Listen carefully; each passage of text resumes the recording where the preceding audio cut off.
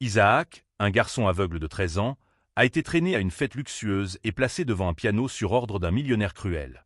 Devant des dizaines d'invités, il a entendu la menace. S'il ne jouait pas, sa mère serait renvoyée. Mais dès qu'il a posé les doigts sur les touches, ce qui s'est passé a plongé toute la salle dans un silence total. Les matinées dans ce quartier commençaient par le bruit des portes qui s'ouvraient, des aboiements lointains et des klaxons impatients. Au milieu, un garçon marchait lentement, sa canne blanche grattant le sol en terre battue comme s'il traçait le chemin. Isaac n'avait que 13 ans, mais ses pieds savaient où mettre les pieds avec une précision presque mathématique. Chaque pierre détachée, chaque pas tortueux, chaque flaque d'eau déguisée en ombre, tout faisait partie d'une carte invisible qu'il portait en lui. Les voisins le voyaient passer, mais disaient rarement quelque chose. Certains détournèrent le regard, d'autres se contentèrent de regarder en silence, ne sachant pas comment réagir. Le garçon aveugle, aux vêtements simples et au regard distrait, semblait toujours ailleurs. Le monde autour de lui était occupé, bruyant, désorganisé. Mais il bougeait calmement, comme si rien de tout cela ne pouvait le toucher. À chaque pas, Isaac respirait profondément, absorbant les bruits de son environnement. Le tintement des pièces de monnaie dans une poche, le sifflement d'une cocotte minute, le son sourd d'un enfant qui pleure. Il n'avait pas besoin de le voir, il le sentait. Et au fond, peut-être savait-il que le monde ne s'intéressait pas à quelqu'un comme lui. Saak la poussa avec précaution et entra, guidé par les odeurs familières. Savon à la noix de coco, pain rassis et bois humide. La maison était petite, avec des murs en plâtre de mauvaise qualité et des meubles usés par les intempéries. Une goutte insistante marquait le coin de la pièce, provoquant la formation de flaques d'eau sur les journaux pliés. Le canapé s'enfonçait au moindre poids. Le meuble de cuisine avait une porte suspendue à une seule vis. Dans la chambre, son lit était étroit, recouvert d'un vieux drap aux imprimés presque décolorés. Pourtant, l'endroit était propre, organisé autant que possible. Chaque objet avait sa place et Isaac savait exactement où les trouver. Au toucher, à l'odorat, au son.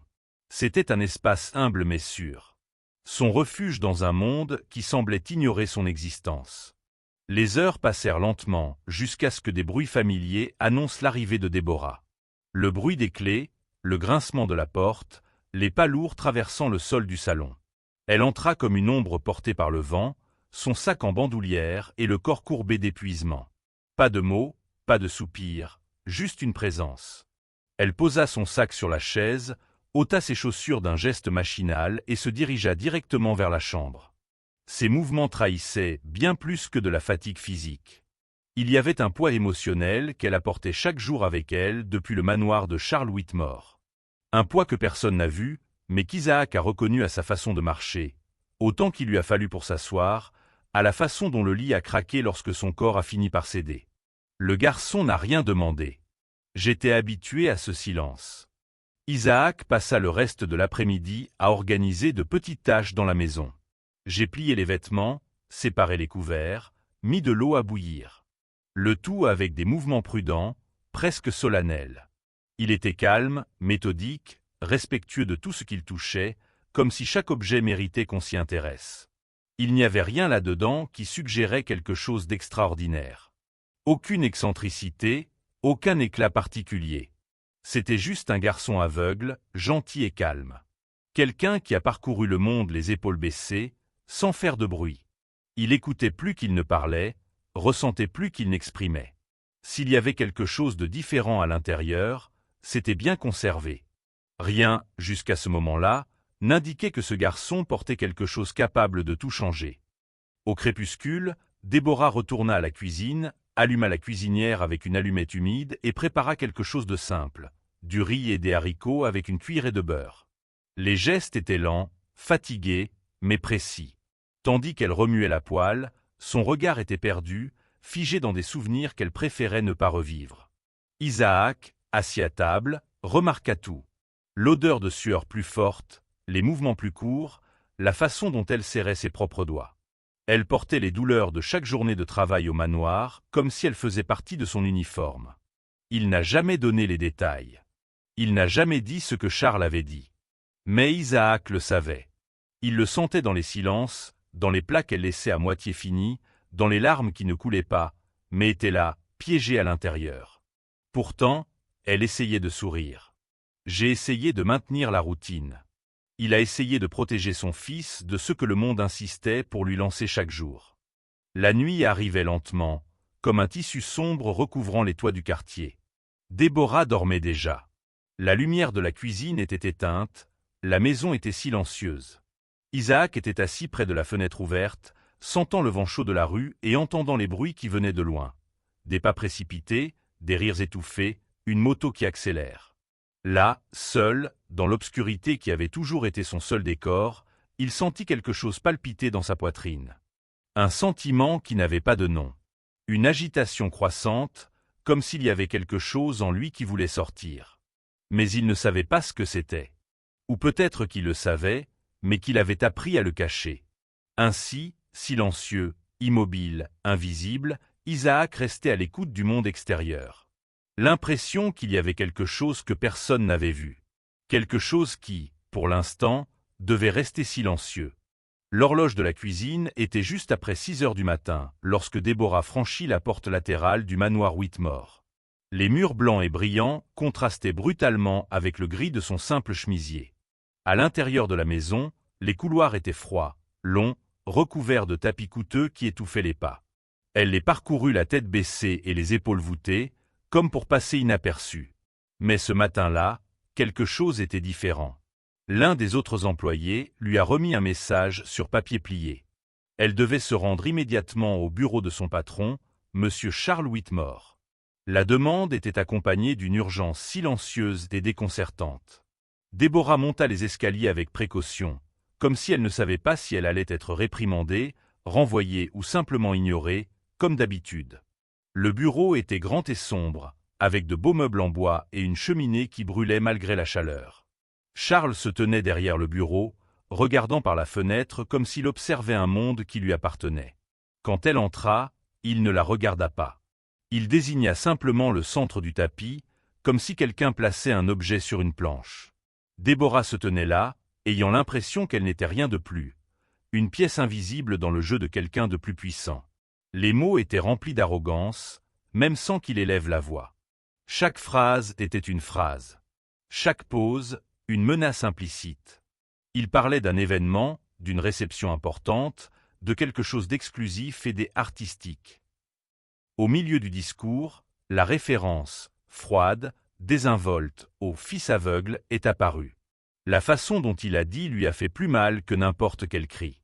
Charles se retourna finalement, faisant face à Déborah avec un léger sourire, le genre d'expression qui ne cachait pas le mépris, mais le déguisait en courtoisie. Il a mentionné qu'il avait entendu quelque chose de curieux à propos de son fils. Ils ont dit que le garçon était sensible au son, ou quelque chose comme ça. Il rit de cette idée elle-même, comme s'il s'agissait d'une plaisanterie, d'une curiosité exotique.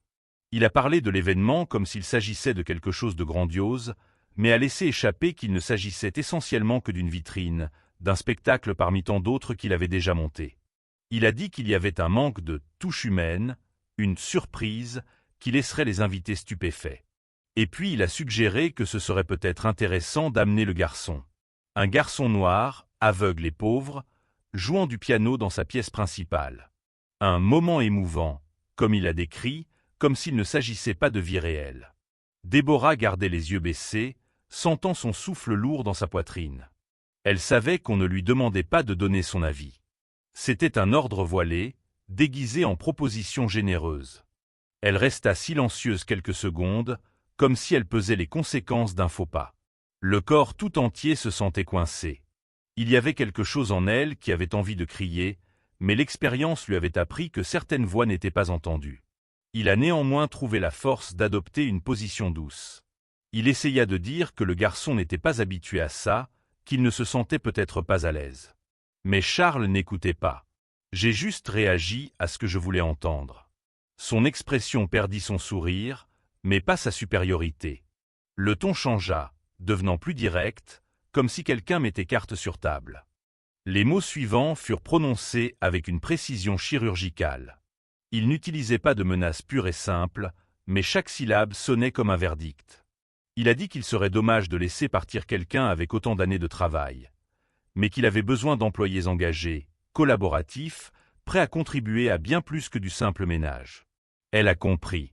Ce n'était plus une suggestion. C'était une imposition. Soit le fils assisterait à la fête, soit son emploi serait perdu. Comme ça. Charles regarda de nouveau par la fenêtre, la congédiant d'un léger geste de la main. Pour lui, la conversation était terminée. Pour Déborah, c'était comme si le sol avait disparu sous ses pieds. La nuit est tombée tôt ce jour-là. Le ciel était encore clair lorsque Déborah arriva à la maison. Elle entra sans faire de bruit, déposa son sac dans un coin de la pièce et s'assit sur la chaise de la cuisine comme si ses jambes n'avaient plus de force. Son visage montrait plus que de la fatigue. Il y avait là un vide, une culpabilité qui n'avait toujours pas de nom. Isaac le remarqua. Il l'a toujours remarqué. Les pas de la mère étaient plus courts, le bruit de la chaise qu'on traînait était plus lent. Le poids de la tristesse change les sons, il l'a appris très tôt. Elle évitait de s'approcher. Je voulais du temps. Il est temps de réfléchir à la façon de lui dire. Il est temps de décider s'il existe une autre issue. Mais le temps, là-bas, était un luxe qu'elle n'avait pas. Plus tard, alors que le dîner fut rangé et que la maison tomba dans le silence, Déborah finit par s'asseoir à côté de son fils. Il a seulement dit que Charles organisait un événement et qu'il avait été invité à y assister. Il garda sa voix ferme, comme s'il s'agissait simplement d'une opportunité innocente, d'un geste symbolique. Il n'a pas parlé de la menace. Il n'a pas parlé du ton dédaigneux. Il ne lui a pas parlé de la douleur de devoir dire oui. Isaac écoutait calmement. Il hocha légèrement la tête. Il n'y avait aucune peur sur son visage, juste de la curiosité. Comme presque tout dans sa vie, cela se produirait sans explication complète. Il avait l'habitude d'accepter sans comprendre. La journée s'est terminée avec le bruit de la rue s'estompant et l'obscurité embrassant la maison. Dans l'esprit de Déborah, un tourbillon. Dans la poitrine d'Isaac, juste le silence.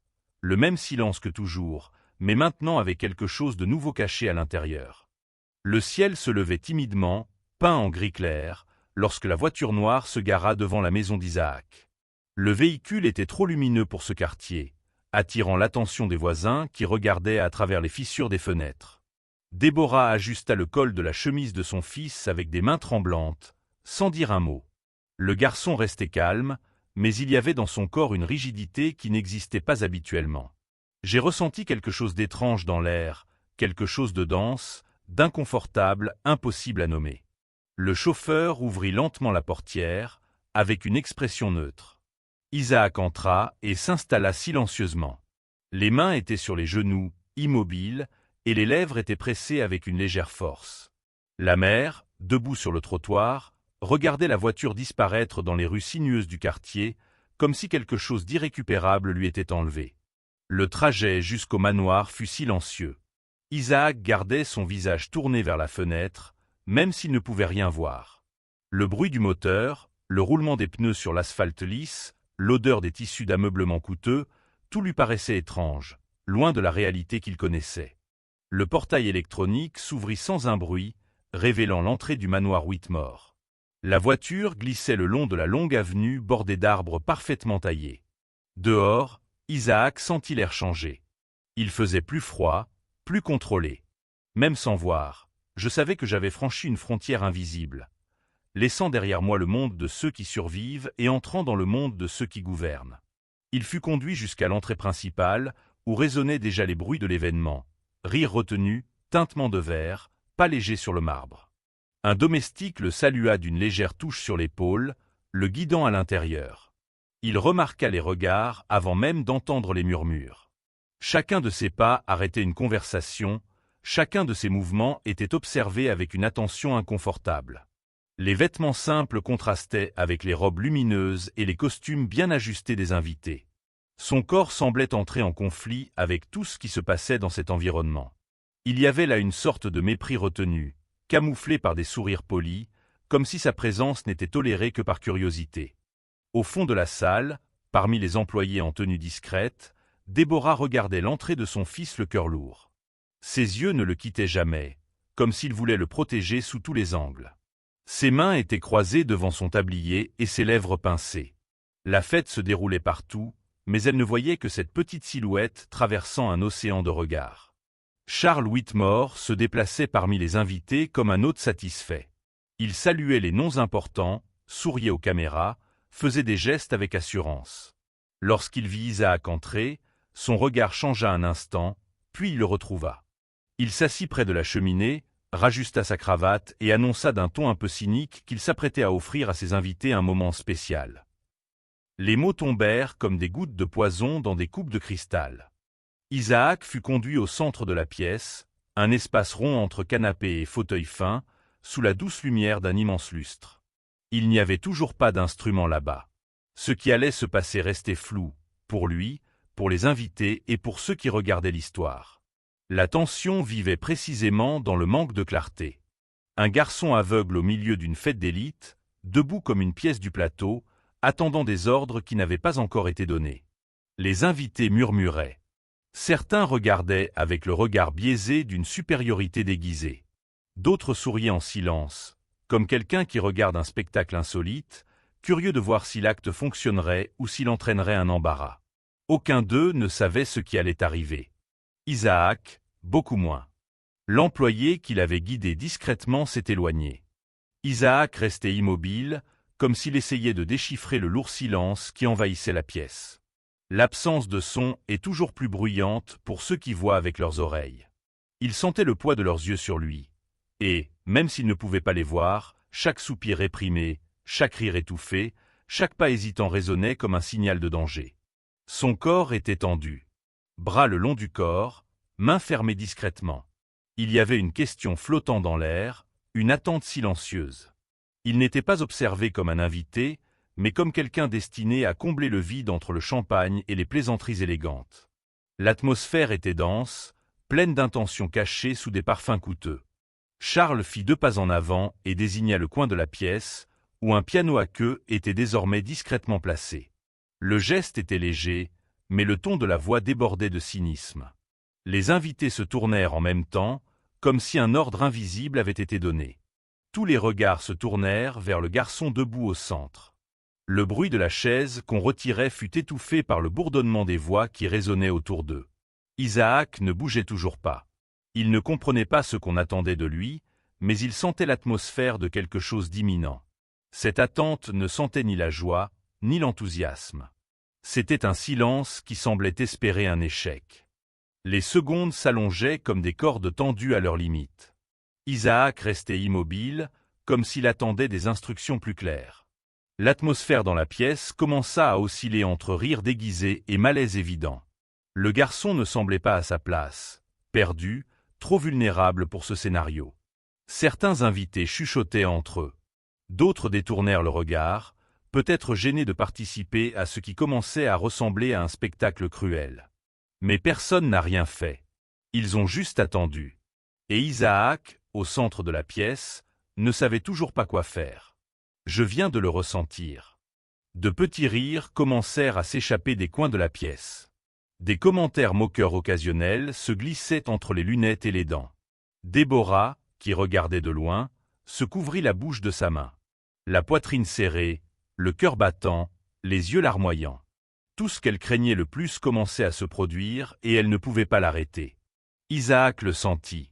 Je n'avais pas besoin de voir. Le ton du mépris est subtil mais indubitable. Il ne comprenait pas pourquoi il était là, ni ce qu'ils attendaient de lui, mais il savait qu'ils se moquaient de lui. Il savait que quelque chose en sa présence provoquait un inconfort, ou pire, un amusement. Et cela faisait plus mal que n'importe quel mot. Au milieu de cette salle éclairée par des lustres et entourée d'or, Isaac n'était qu'une silhouette dans le noir. Un garçon aveugle, debout devant un piano silencieux, tandis que le monde décidait s'il serait plein, ridiculisé, ou pire. La salle, éclairée par la lumière chaude des lustres, se tut peu à peu. Les sourires autrefois confiants des invités sont devenus discrets, simplement observateurs. Au centre de la pièce, Isaac restait debout, immobile, comme une pièce détachée sur une planche de marbre et d'or.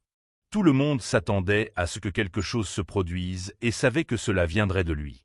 Charles Whitmore, debout à côté du piano, ajustait les poignets de sa chemise avec une lenteur étudiée.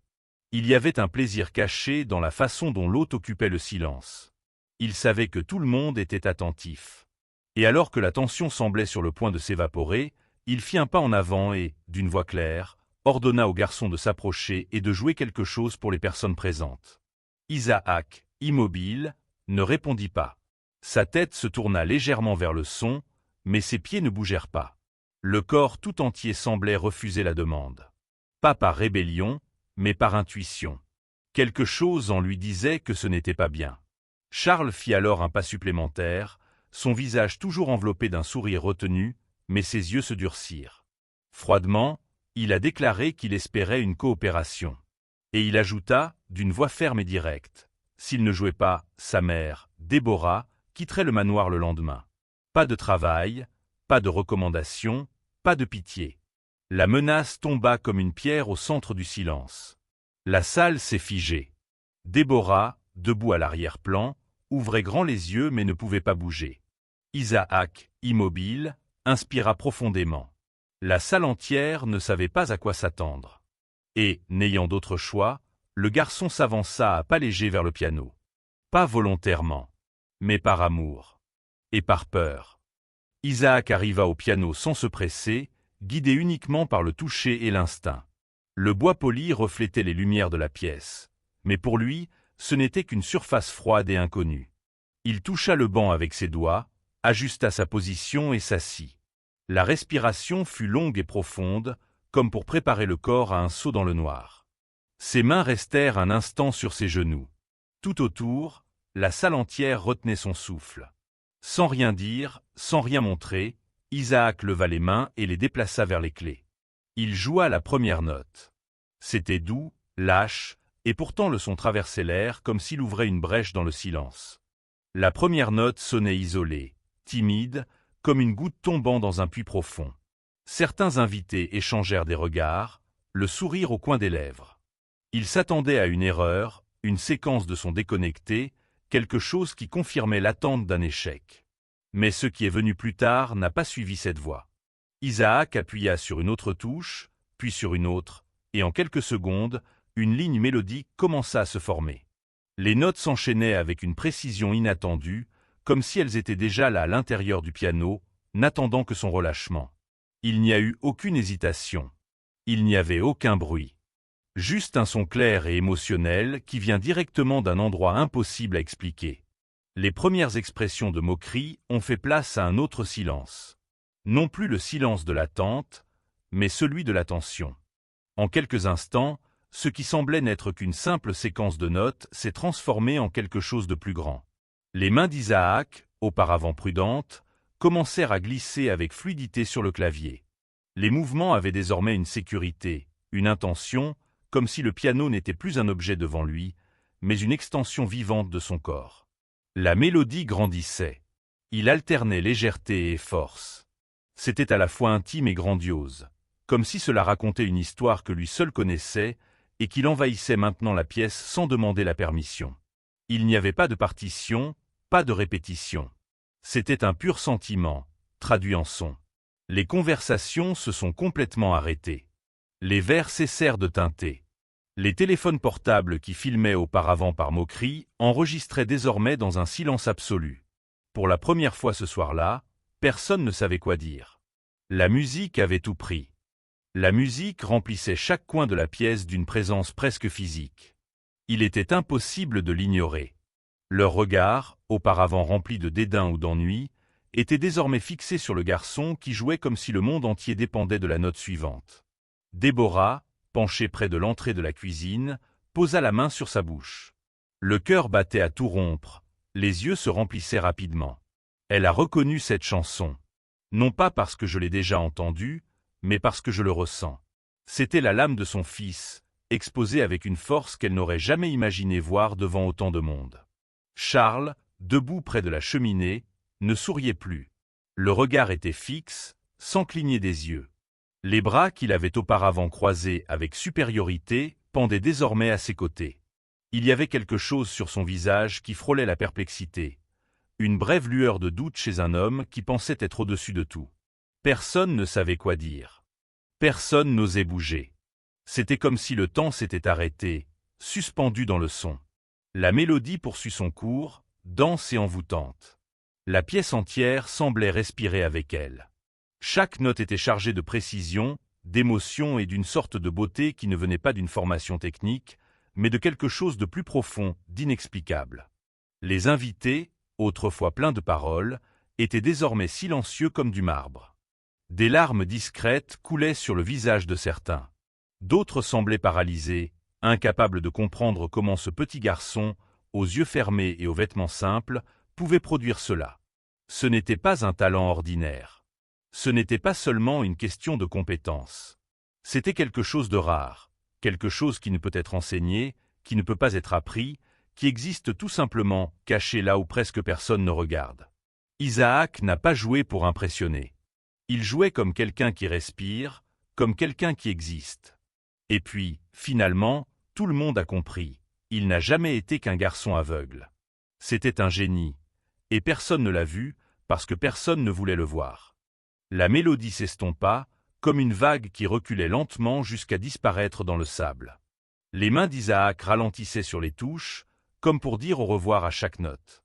Le son final flotta dans l'air pendant un long moment suspendu, comme s'il refusait de mourir. Puis il s'est arrêté. Ses mains reposaient sur ses genoux. La tête est restée haute. La salle resta complètement silencieuse. Personne n'a bougé un muscle. Le poids de cette dernière note pesait sur tout le monde comme un manteau invisible. C'était un silence différent, non pas un silence d'embarras, mais de respect. Pendant quelques secondes, il semblait que le monde avait oublié comment réagir. Et puis, un seul applaudissement. Faible, hésitant, seul. Cela venait d'une femme située au fond de la pièce. Et cela fut bientôt suivi d'un autre. Et un autre. Jusqu'à ce que la salle entière éclate sous des applaudissements nourris et prolongés, pleins d'émotions contenues. Il n'y avait plus de doute, plus de réserve, plus d'ironie. Le son était désormais celui d'une véritable admiration, et peut-être aussi de regret. Isaac n'a pas réagi. Il restait assis, tranquille, les yeux fixés dans le vide. Et pourtant, c'était comme s'il était le seul à tout voir clairement.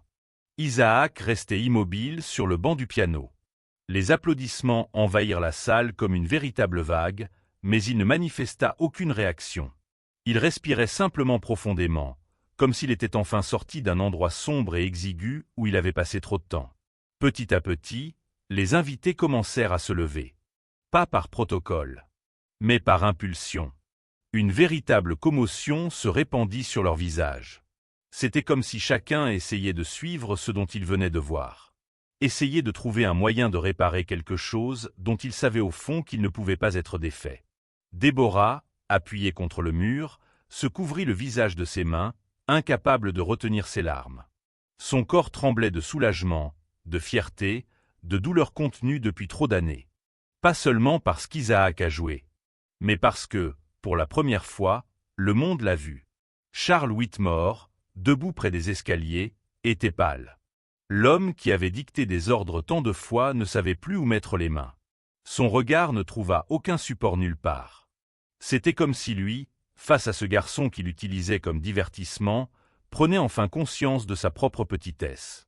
Isaac se leva lentement. Les applaudissements résonnaient toujours, mais il ne semblait pas les entendre. Il se tourna vers l'endroit où il sentit la présence de sa mère et se dirigea vers elle d'un pas calme. Il n'y avait aucune vanité. Il n'y a pas eu de célébration. Il y avait la paix. Et pour la première fois de sa vie, il a traversé une pièce pleine de monde sans être ignoré, sans être réduit, sans être effacé. Chaque regard le suivait. Et tous les cœurs le savaient désormais. Le garçon invisible avait une voix. Et il était impossible de ne pas l'entendre. Le lendemain, la vidéo circulait déjà dans des centaines de groupes.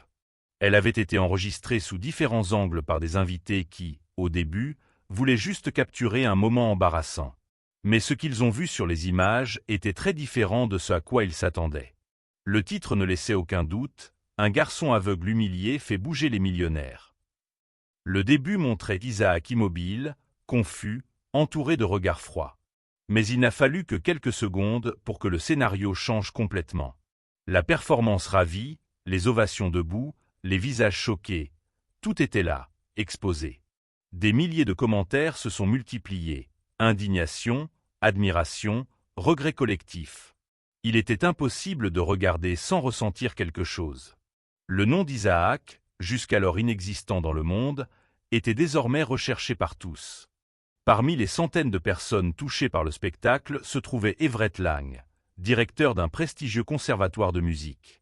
Il a regardé la vidéo plusieurs fois, incapable de comprendre comment quelqu'un d'aussi jeune, sans formation, pouvait transmettre une telle sensibilité et une telle maîtrise technique. Le même jour, il contacte l'équipe de l'événement. Il a demandé le nom, l'adresse, toute information. Je voulais rencontrer le garçon. Je voulais l'entendre à nouveau, pas pour le spectacle, mais par respect. Quelques jours plus tard, une lettre officielle fut livrée au simple domicile d'Isaac. À l'intérieur, une proposition complète, une bourse complète, un suivi spécialisé et une recommandation pour qu'il soit évalué par des neurologues expérimentés dans des cas rares. La lettre est arrivée le jour même où Deborah, de son propre chef, s'est présentée au manoir Whitmore. Je suis arrivé sans prévenir. Il se dirigea d'un pas ferme vers le bureau de Charles. Il l'a reçu sans rien dire, sans lever les yeux. Pour la première fois, il parut embarrassé. Elle n'a pas crié. Il n'a rien demandé. Il a juste dit ce qu'il retenait depuis des années. Il a tenté de se justifier en affirmant que tout avait été mal interprété, qu'il n'avait jamais imaginé que le garçon était si talentueux, qu'il voulait juste lui donner une chance. Mais chaque mot semblait plus petit comparé à ce qu'il avait fait. Pour la première fois, elle n'accepta pas sa version. Il s'est juste retourné et est parti. Il a laissé derrière lui non seulement son patron, mais aussi la peur qui l'accompagnait depuis si longtemps. Pendant ce temps, le nom d'Isaac a continué de croître sur les réseaux sociaux et dans les journaux. Les journalistes ont commencé à rechercher la famille. Certains articles ont tenté d'explorer le drame, mais il n'a jamais donné de réponse facile. Il parlait peu. J'ai préféré le silence. Lorsqu'il a finalement accepté de participer à une interview, ses mots étaient simples. Il ne voulait pas de gloire. Je ne voulais pas qu'on me traite de miracle ou de phénomène. J'aimerais juste que personne d'autre ne soit traité comme s'il valait moins.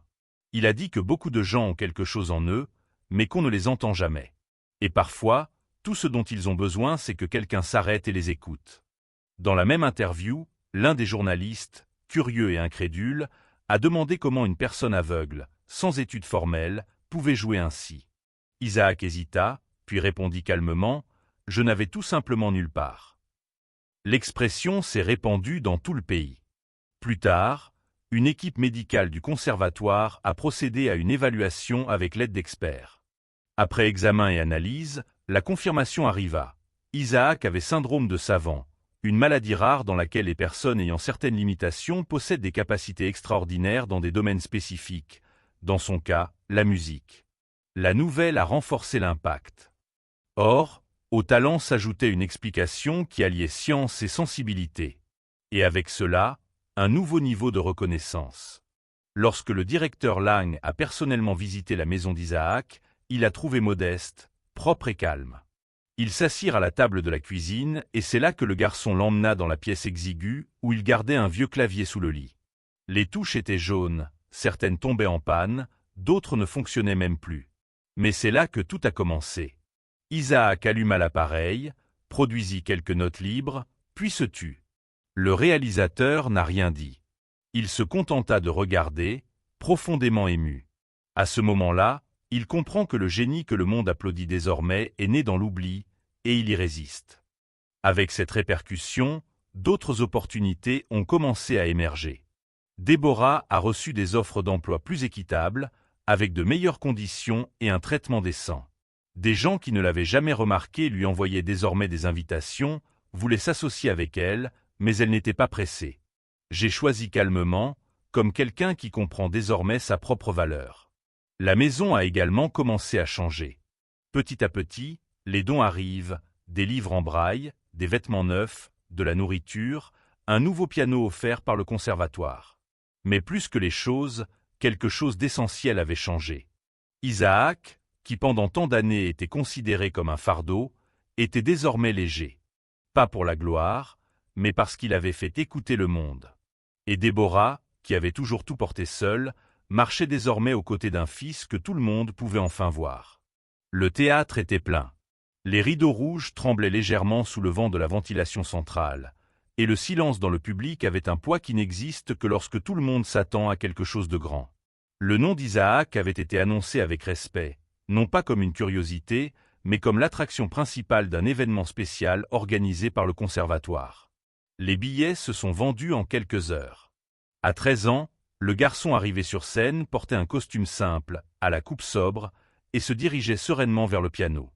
Ses pas étaient tranquilles. Chaque mouvement était net, ferme, sans hésitation. La salle entière regardait, mais cette fois, sans doute, mais avec une véritable attente. Déjà assis, Isaac attendait que les derniers bruits du public cessent. Le théâtre tomba dans un silence absolu. Il tourna légèrement son visage vers le micro placé à côté du piano et, à voix basse, dit « Avant de commencer, cette chanson est pour la personne qui a vu tout ce que le monde refusait de voir. Elle est mes yeux. » Je n'ai pas dit le nom, mais tout le monde le savait. Au premier rang, Déborah a eu du mal à contenir son émotion. Ses mains tremblaient sur ses genoux et ses yeux, déjà larmoyants, ne pouvaient quitter la scène. C'était plus que de la fierté. C'était le moment où tout ce qu'elle portait en silence devenait léger. Isaac posa légèrement ses mains sur les clés. Le silence autour était presque sacré. Et puis, ça a commencé à jouer. Cette fois, ce n'était pas Beethoven. Pas même Mozart. La mélodie formée était sans précédent, la sienne.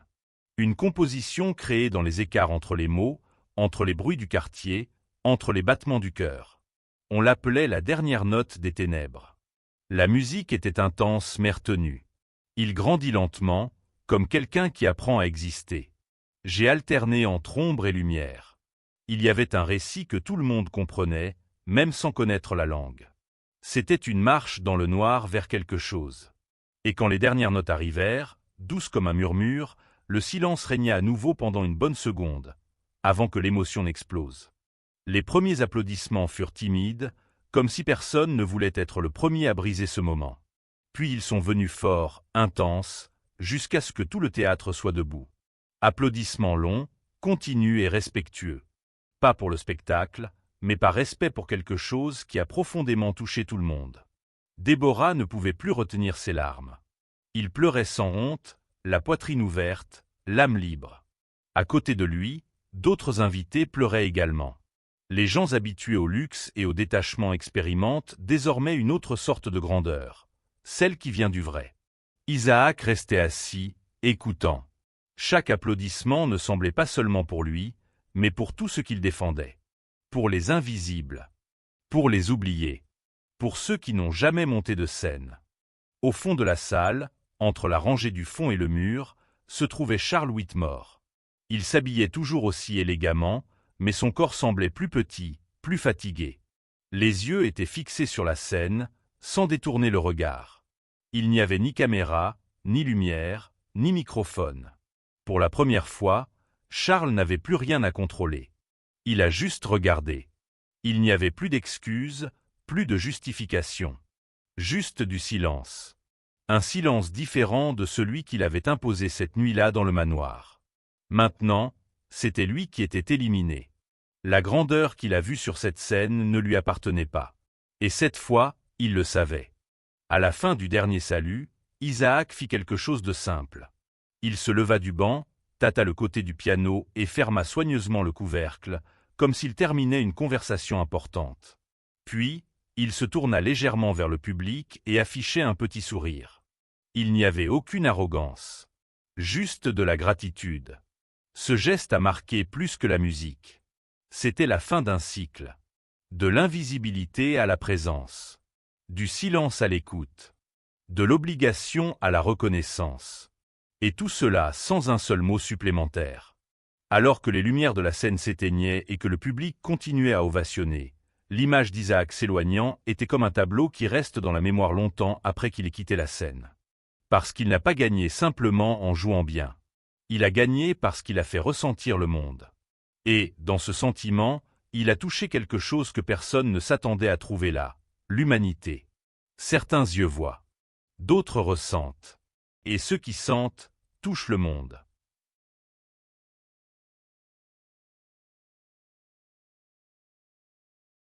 Pour regarder la prochaine histoire émouvante, Cliquez sur la vidéo à l'écran. On se retrouve là-bas.